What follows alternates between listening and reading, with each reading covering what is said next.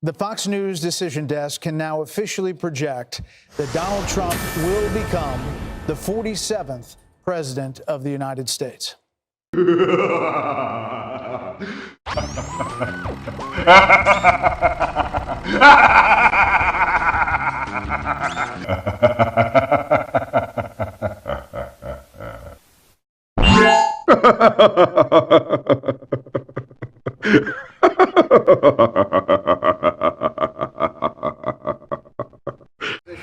Donald J. Trump is now president of the United States. President Obama is the ex-president. And Mr. Trump, for the moment, steps away for the inaugural address. What a great honor to be able to introduce for the first time ever anywhere the 45th. There's never any doubt, Kamala, you're fired.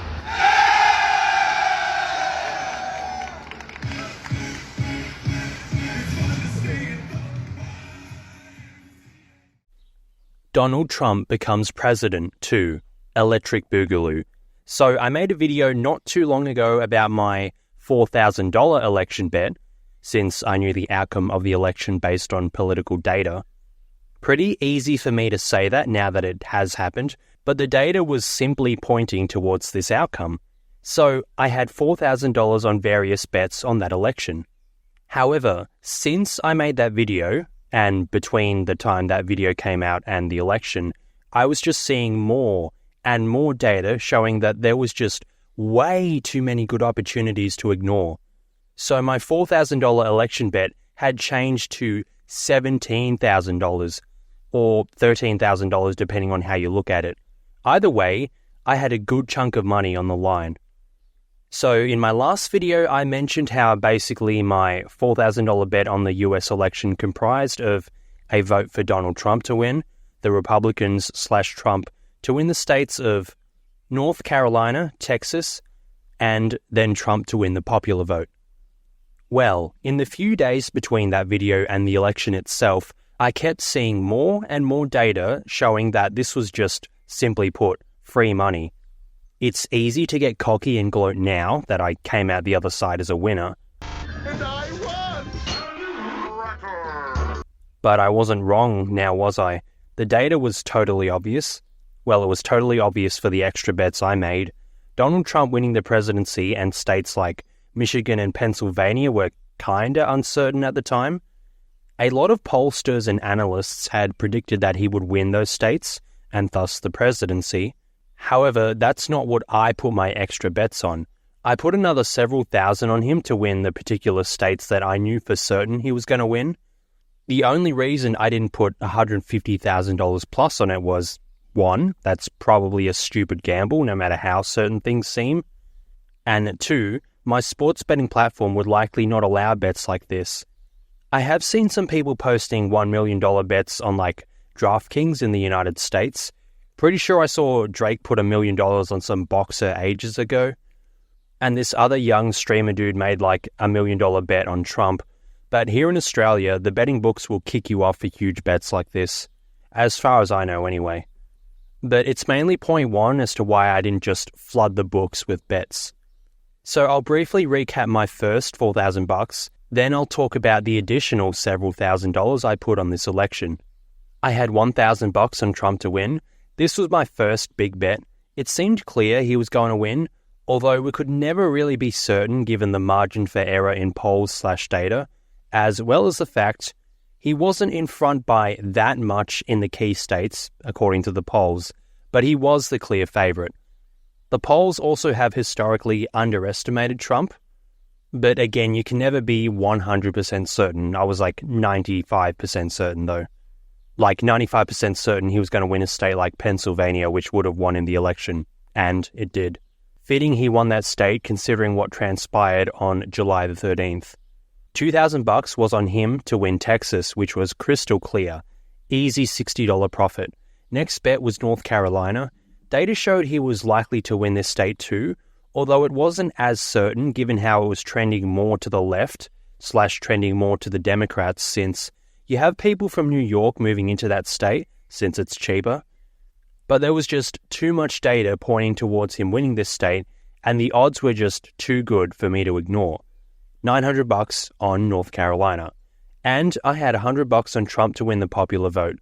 At the time of writing this script, it hasn't officially been confirmed yet, but it's clear he's going to win this too. And actually, I think I saw something earlier today that confirmed it at the time of me recording this voiceover, but I'm not sure. But either way, it's money that I've won. Like, I'm just waiting for the sportsbook to confirm it. So this popular vote bet was looking less certain heading into the election, and I actually got bad odds for this bet. I got it at $2.50, which means if I put $100 on, I win $250 back. The odds went up to like $3.90 from memory. I could have won $390 instead of $250 if I timed it differently, but oh well, a win is a win.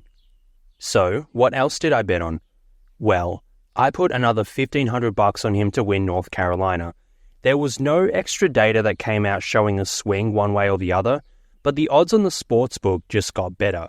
My first $900 was at $1.38, but the odds changed to $1.44. So I'm like, well, for some reason the sportsbook is paying more for this, why not go for it? And then the odds went higher again to $1.49 later. And again, I'm like, well, they're just asking me to pour money into North Carolina at this stage. Next bet, more on Trump's presidency. I got a comment on my last video that said, Betfair better than Sportsbet. And I never heard of Betfair before, so I gave it a sus. And guess what? At the time I sussed them, they were offering really, really good odds for Trump. Sportsbet was paying $1.72, which means my first $1.57 bet was bad timing. But there was a temporary switch as some Democrats were flooding Polymarket with bets, which skewed the betting sites. They did this in an attempt to make Harris's odds look better. Anyway, Sportsbet was paying $1.72. Well, guess what Betfair was paying? $1.80. Yep, 80% return on your money. Again, they're basically begging me to gamble on this. So I put another $510 in, $10 to test if this wasn't a scam or something like that, and then the other $500. Now, I received $897.60 back from this bet instead of the $918 I should have gotten. Why? Well, because turns out Betfair has commissions. Like, bruh, you don't make enough from people losing money on your gambling? Do you reimburse people for part of their lost bets to make this fair? So, whatever. But when you factor in this commission, or whatever it is, ChatGPT says it's like 5%. I don't know, don't care. But the actual odds for this bet were like $1.76, not $1.80. Still higher than what Sportsbet was offering, so I can't complain. Next bet, Trump/Republicans to win the state of Iowa. Now, between the time of upload and the election, there was some poll from Ann Selzer. Apparently, she is historically accurate. I don't know, this is my first election, so I don't really know too much about all these pollsters. Like, I do have a rough idea of who leans left and who leans right and whatnot, and who's more accurate, such as Atlas Intel. I'm pretty sure they're the most accurate. But anyway, a poll came out from her showing that Harris was up by 3 in Iowa. Now, for anyone who follows this politics stuff, you know for a fact that this was nonsense. Trump was easily winning the state of Iowa by 10 plus points. A state simply doesn't swing that far, that suddenly, because all the previous polls had him up by like 10 and whatnot. But although I guess we did see some drastic shifts in this election with states like New Jersey, but the point is, this poll was wrong. But the betting markets didn't know that, so they had adjusted their odds accordingly. They still had Trump as the clear favorite, but instead of their odds being like, I don't know, $1.03 like they were for Texas, they changed to like $1.17 to $1.18. So in Texas, a clear Trump favorite, I get a 3% return on my bet since it was at $1.03 odds. This was easy money, barring some massive black swan, but Trump was obviously winning this. Easy 3% return on my money in like 7 to 8 days. How long does it take you to make a 7% return in the stock market? Usually like a year based on historical averages, not to mention capital gains are taxable. So with this Texas bet, you'll take a 3% tax-free return in 7 days for sure. Easy money. But Iowa was paying 17 to 18% return on your money, since they were at $1.17 to $1.18 odds. But this state was basically just as safe as Texas.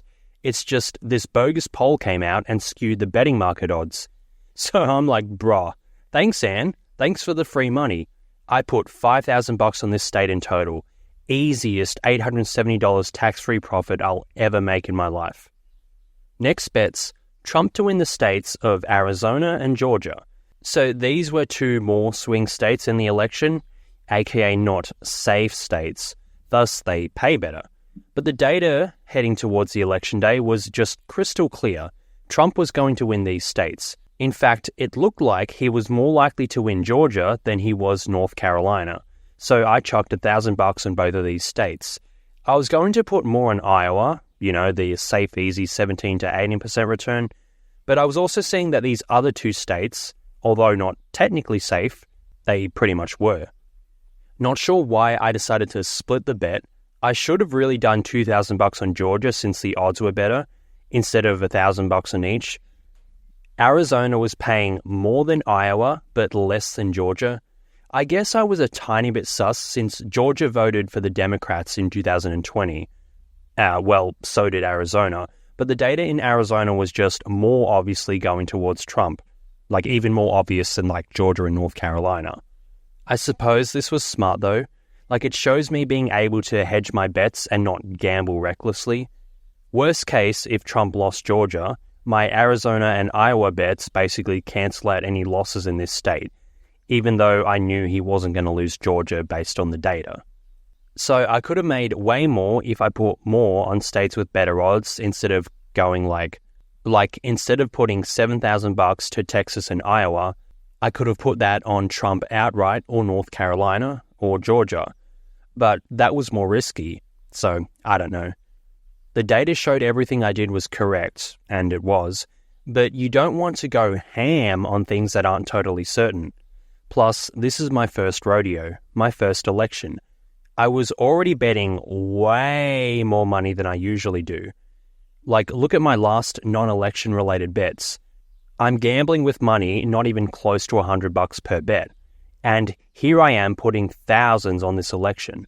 So either way, good first rodeo. No doubt I'll be using more money next election, but we'll just have to see. This was an easier election to predict since we had the same candidate on one end. Next election, Trump can't run again since he would have already served 2 terms, but I'm sure I'll find more than enough data to support a wise bet one way or the other. There's some speculation next election is going to be against J.D. Vance and Gavin Newsom. I do see that. It's obviously too early to tell, but it seems like that's probably what'll happen. And hopefully Gavin Newsom doesn't get elected because he sucks. So at the time of writing and recording this script, I'm still yet to be paid out for my Arizona bet and my popular vote bet, but those are guaranteed at this point. So let's go over my final results for this US election bet. In total, I had deposited $13,155, or at least that's what I had bet. The earlier smaller bets were using money that was already in my betting account. Now, the average odds were $1.53. You'll note that in my table there is a small $5 bet on J.D. Vance at $151 odds. I made this bet shortly after the assassination attempt, since I knew this wouldn't be the last time the soy boys would try and take out Trump. And my guess was, well, if Trump's out, then J.D. Vance is most likely next. And he most likely wins since America is smart enough to vote against the Democrats. Lost $5 here, but who cares when you consider what I won. So the average odds here, tally all the odds minus the J.D. Vance bet, and then divides it by the total. You have more risky bets like the Trump popular vote bets and some bets on him winning outright months ago. Like months ago they had like $1.80 and $2 odds for him to win. And then you have more safe bets like Texas and Iowa. On average, my odds were $1.53. The total return back, except for the J.D. Vance bet, since that obviously didn't happen, was $17,013. So I get all my deposits back as well as some nifty profits. And those profits are around $3,800, which is the value of all my profits in this table minus the J.D. Vance bet. There is also another $20.40 taken off in profits. This is because on Betfair, there is a commission. So if this was on Sportsbet, Ladbrokes, Bet365 or other betting platforms, there'd be another $20.40 since they don't have commissions. Well, I'm pretty sure Bet365 doesn't have commissions, but anyway. As mentioned before, who cares? So the profits for this election totals $3,838.20. Pretty darn good, hey? So calculating the deposit versus the total return, this was a profit of 29%. It seems odd since the average odds were $1.53. Wouldn't that mean my profits would be 53%? Well, no, since there was differing amounts per bet. The popular vote bet, for example, was a bet with $2.50 odds. I only had $100 on this. Meanwhile, the Texas bet was much smaller at $1.03, and I had $2,000 on this.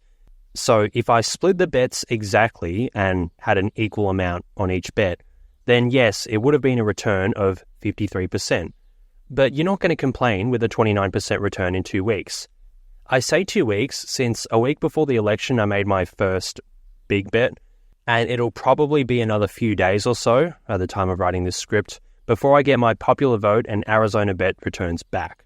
So if you're wondering what the 754% year-to-date return means in the thumbnail, it's the roughly 2 weeks it took me between the bets and receiving money, in which I received 29% return on my money, and then I multiplied 29% by 26 for the 26 fortnights in a year, because it took me like 2 weeks between making a bet and making all the money back. So yeah, it's a little deceptive, but it's not wrong. An annualized return of this investment would be 754%. But I mean, really, most of the big money I put in this election was 2 to 3 days out. So I could have made something like a 29% return in 1 week. So that makes a 1,508% year-to-date return. It's a little misleading, like obviously this investment or gamble isn't providing a 29% return each week, but an annualized figure would be 700 to 1,500%. Now, I don't know, maybe I'm making shit up, but that's what the 754% year-to-date return in the thumbnail is if you're wondering what that was. So lastly, let's go over what profits I made from each specific bet. This Excel formula here basically just captures two figures in the table, the exact text, and then a particular number. Let's just start at the bottom, get it out of the way. Projected losses, or well, actual losses now. I made this document before the election was called, and I was predicting the popular vote bet to backfire and lose, given the figures I saw right before the election. Obviously that changed, and my analysis a week before the election was correct. But anyway, a loss of $5. Out of all of the money I put on this bet, $5 is lost to the void. $5 is donated to my betting platform of choice. And then there's fees, which is only a one-off. I consider this a loss since, given the calculations in the table, there should have been a slightly higher return for the Trump presidency bet. But who cares? Net odds were still $1.76 for that bet. You'll take that. A 76% return on your money is nothing to scoff at. So, start from the top. I won $1,086.60 from Trump winning the 2024 election. The total return is the money I got back, but obviously that includes my initial deposit. I made $1,027 from Trump winning North Carolina.